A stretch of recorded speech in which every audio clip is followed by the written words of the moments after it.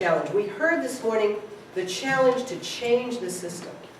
Part of that is also about changing how we conceive of who we are and where we are.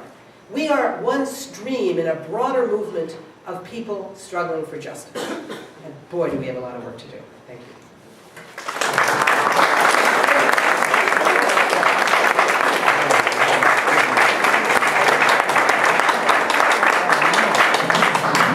Time for a few questions. There is another mic back there also. Someone wants here. Okay. Wait until they hand you that microphone.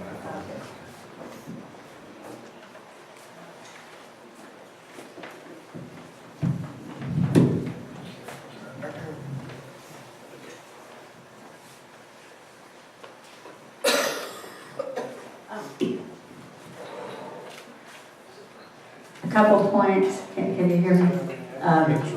The military-industrial complex, I totally agree that it's my belief that they are at the bottom of all the activity around the world. We need to sell weapons. It's our biggest export, and a lot of money goes to Congress and so on to support weapons to places that we know violate this Leahy law that you talked about, especially now Egypt, which was a victim of a coup, which we refuse to acknowledge. But anyway, the second thing is Congress, especially with regard to Israel. Now, Senator Cardin of Maryland has just introduced something, a law anti-BDS. It's going to be illegal to support any BDS effort. And it appears that the rest of Congress is going to go along with this. And it's just unconscionable. We ignore laws that we have put in force whenever we want to.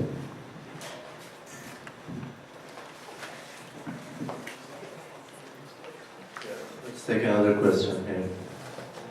The mic. Sure. We brought you to Goucher to speak, and just around the time of the invasion of Afghanistan, they had a panel discussion. It was a stacked discussion similar to when you're on the Diane Rehm show.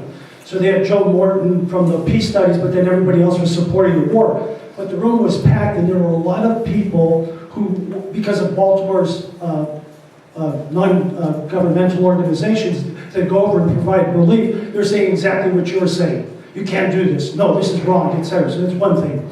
The other thing is, 8 of us got arrested at the Towson Town Food Court March 8th of 2003, and we were handing out your reasons not to go to war with Iraq.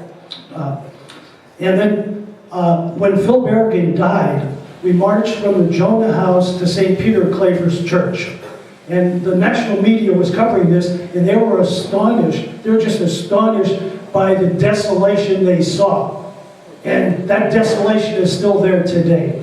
There was a meeting at home at Frank's meeting house yesterday discussing what can we do. And the only thing I can think of is we've got to take money, as you're suggesting, from the Pentagon piggy bank. I'm just talking about Baltimore, and using that money for work progress administration. For those who are familiar with the WPA, that's the only thing that's going to help Baltimore. I've been listening to the radio, TV solutions. Nobody's dealing with that issue, and I think, as Doris said as well, the money's in the Pentagon piggy bank. If we don't take that, we're not going to save Baltimore.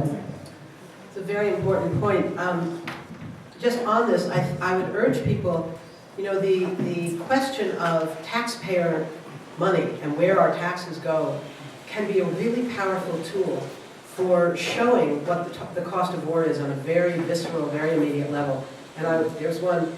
I would urge people to use the resources of the National Priorities Project. Now, unfortunately, they just changed their website around, so it's not nearly as usable and easy for those of my generation as it once was. But the information is still there. It's not that hard. It's a little bit tricky. And if you call them, they'll walk you right through it. But what you can do is, it's nationalpriorities.org.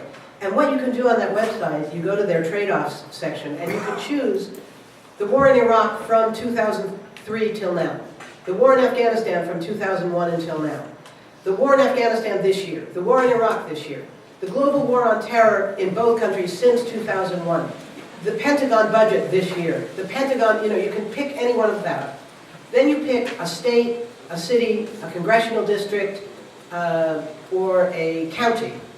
And it will tell you how many millions or billions of dollars are being spent by, say, the city of Baltimore this year for the Pentagon budget. And it's, say $1.5 billion. I have no idea what it is, but whatever it is. And then you can choose from a list of trade-offs. So for that $10 billion or whatever, how many children could get low-income health care? How many teachers could be hired? How many fire trucks could be purchased?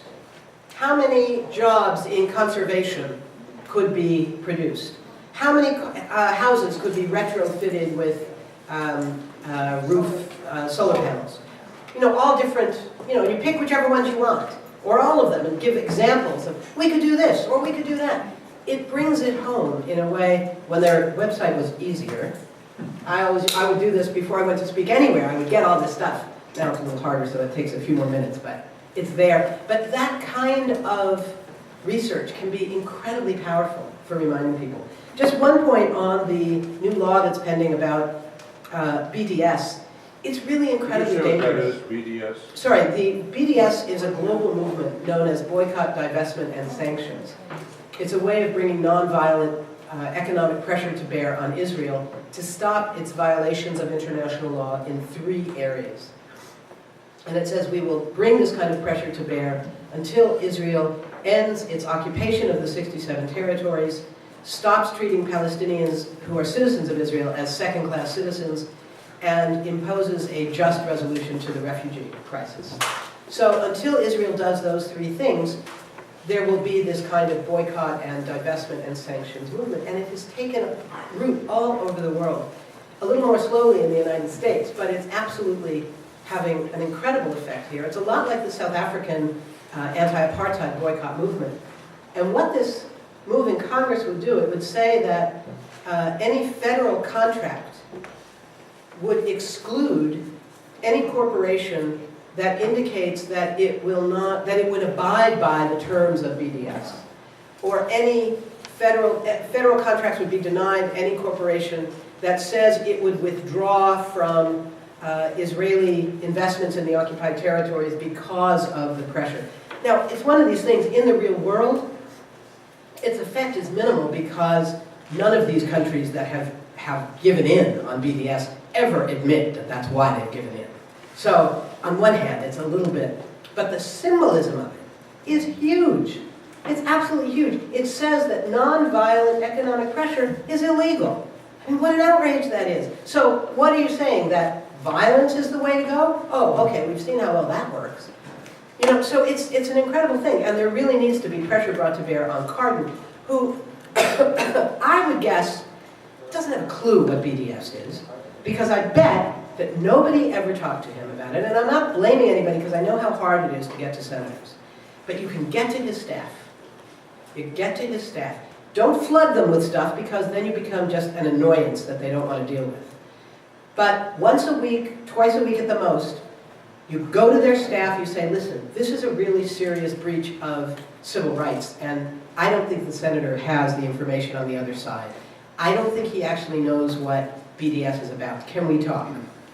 You won't get through the first 18 times, but the 19th you just might. And you have to start at 1. There's no skipping stages. That's the hard part. What was that website or organization you were saying on from your first point? Oh, National Priorities Project. It's nationalpriorities.org. Okay, let's have that final question and then we're out of time. So I really liked your point about going to where people are.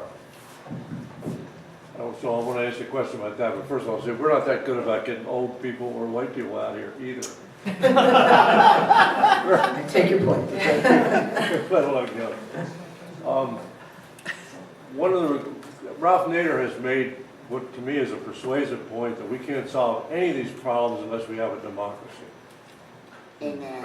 And his second level of argument is we can't have a democracy until people have a living wage. Amen. And therefore, that is Absolutely. possibly the single most important issue to work on about where people are and where they're suffering. You know, I think that Ralph is brilliant in many ways. I think that the question of we need our democracy back, if we ever had one, is a question, but we don't have to debate that. We certainly need a democracy. You know, ask Native Americans, ask African slaves, did we have democracy 100, 200 years ago? That's a question. But we certainly don't have one now, so we need a democracy. One could argue, is repealing Citizens United the single most important thing? Yes. Is, well, here's my point, is fighting for 15 the single most important point? I don't think that there's a hierarchy. I think every person has to work on what she's most passionate about. You know, when young people come to me when I speak on colleges and they say, I want to do what's best for the world, I want to change the world, what should I study, what should I focus on? And I say, focus on what you're most excited about. To me, the most important single issue in our country is corporate control of our economy. But it's not what I'm the most passionate about on a day-to-day issue. My colleague Sarah Anderson, who writes some of the most brilliant reports on corporate CEO excess, on all this stuff, she is so passionate about this stuff, and I'm like, wow, I wish I could be her. But I'm not. I'm passionate about international stuff, about wars and the Middle East and Palestine and Israeli occupation. So that's what I work on. Because what you're passionate about, that's where you'll do your best work. This is a big movement. We got room for everybody. Can we take just one more question? My name is Michael Phyllis. And I would say this talk has been pretty depressing. I'm afraid you're right. And in terms of our actions and movements over the last 20 years, I think has been very depressing. We have not changed as much as we wanted. We have done all the things. We've written congressmen, we have done marches, and the progress has been very bad, and I think we're following old tactics.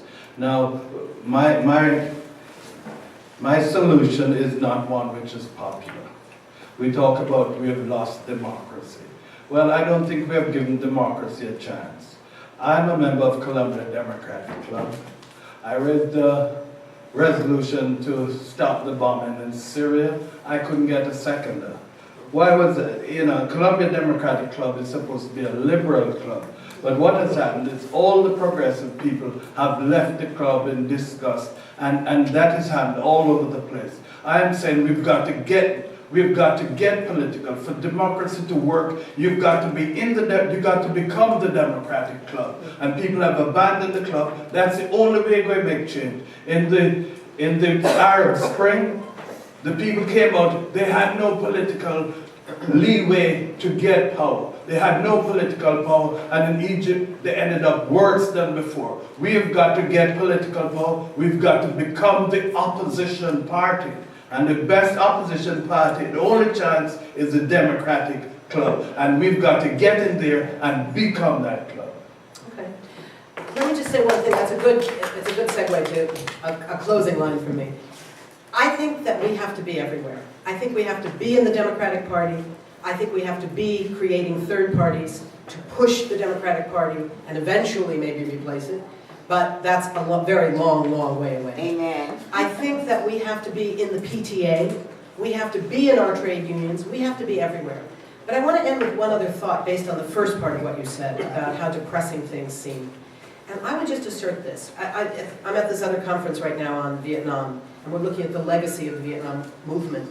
And there's a lot of people in there, and they're older than people in this room. These are people in their 70s and 80s, you know, who were involved in the early days of the Vietnam movement, in early SDS and all of that back in the early 60s and before. And they're saying, you know, we made all these gains, and where are people now? It's like, Get over yourselves, people, first of all. There were good models. There are good transitions. But let's look at what we've done as a peace movement just since 9/11. And I would assert, I'm not going to go through that whole history, but one of the things I think we can absolutely take credit for right now is that the reason we are not at war in Iran right now is because of what happened on February 15th, 2003, when 14 to 15 million people around the world flooded the capitals around the world and 665 cities, 275 of them in the United States on one day with one demand. The world says no to war, and it raised the political cost of going to war. Without that, I have no doubt that we would be at war with Iran today. Amen. So that's something we need to take credit for and celebrate and look forward to say, how can we do it better? How can we do it again? How can we do it more? Thank you all. Amen.